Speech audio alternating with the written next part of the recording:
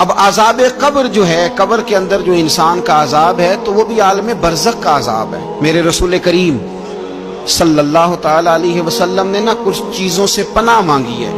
خود حضور نے، رسول کریم علیہ الصلوۃ والسلام نے پناہ مانگی۔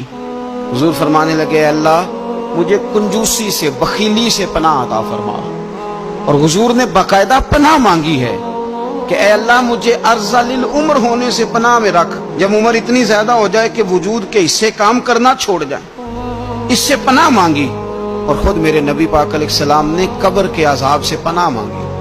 یہ تعلیم امت کے لیے کہ تم بھی پناہ مانگو عذاب قبر سے۔ قبر کا عذاب برحق ہے۔ قبر کے لیے تیاری کر کے رکھنا، اپنی قبر کو یاد رکھنا، مر جانے کو یاد رکھنا۔ حضرت سعد بن معاذ رضی اللہ تعالیٰ عنہ کا جب جنازہ تھا تو صحابہ کرام فرماتے ہیں حضور نے نماز جنازہ کی امامت فرمائی تو قبر کے تیار ہونے میں کچھ دیر تھی، تو رسول کریم صلی اللہ علیہ وسلم زمین پر بیٹھ گئے اور ایک لکڑی سے حضور زمین کوریدنے لگے۔ ہم محض انتظار تھے کہ اللہ کے رسول صلی اللہ علیہ وسلم سر مبارک اٹھائیں، ہمیں کو نصیحت کریں۔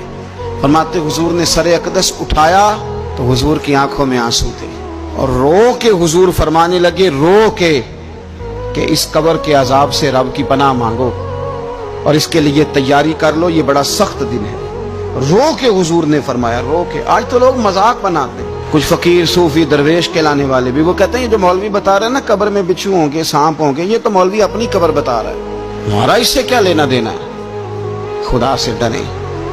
وہ چیزیں جو احادیث مبارکہ میں آ گئیں، جس سے نبی پاک نے ہمیں ڈرایا، ہمیں سمجھایا، آپ اس تنبیہ کو، اس نصیحت کو آپ اس رنگ میں لیں گے کہ مذاق بنایا جائے گا دین کا، بجائے اس کے کہ اس سے ڈرا جائے۔ حضرت سیدنا برا بن عازب رضی اللہ تعالیٰ عنہ ارشاد فرماتے ہیں کہ میں نے نبی پاک صلی اللہ تعالیٰ علیہ وآلہ وسلم سے خود اس بات کو سنا ہے، خود رسول کریم صلی اللہ علیہ وسلم نے فرمایا۔ حضرت زید بن ثابت رضی اللہ تعالیٰ عنہ بھی اس بات کے راوی ہیں، فرماتے ہیں ہم جا رہے تھے تو 5-6 قبریں تھیں، تو حضور نے فرمایا کن کی قبریں؟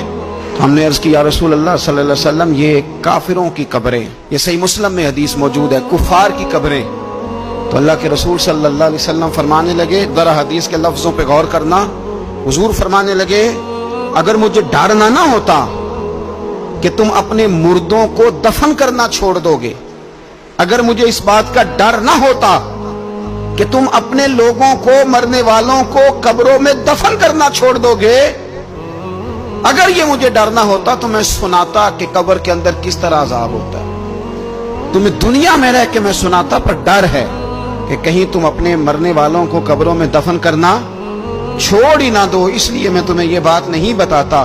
اور میرے رسول کریم صلی اللہ تعالی علیہ وآلہ وسلم نے پھر ارشاد فرمایا، اپنے غلاموں کی طرف نظر فرمائی، یہ بات کہہ کے کہ اگر مجھے ڈر نہ ہوتا کہ تم دفن کرنا چھوڑ دو گے تو تمہیں میں سنا دیتا کہ قبر میں کیا عذاب ہوتا ہے۔ پھر حضور نے صحابہ سے فرمایا چلو بھائی دوزخ کے عذاب سے اللہ کی پناہ مانگو۔ تو سب کہنے لگے ہم دوزخ کے عذاب سے اللہ کی، صحابہ نے کہا ہم دوزخ کے عذاب سے اللہ کی پناہ مانگتے ہیں۔ پھر نبی پاک صلی اللہ تعالی علیہ وسلم نے ارشاد فرمایا تم سب کہو کہ ہم قبر کے عذاب سے اللہ کی پناہ مانگتے ہیں۔ تو صحابہ نے کہا ہم قبر کے عذاب سے اللہ کی پناہ مانگتے ہیں۔